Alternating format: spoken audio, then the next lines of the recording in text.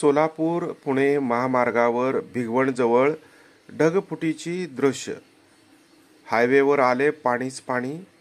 5 किलोमीटरपर्यंत traffic jam.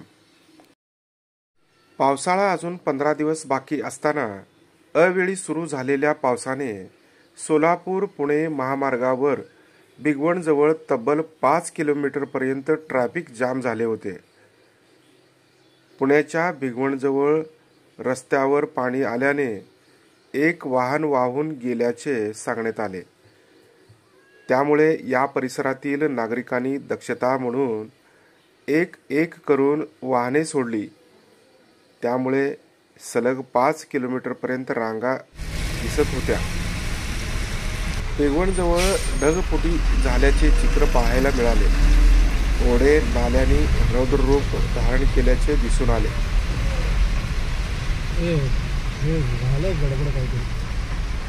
ते Innova car झालं खरंच.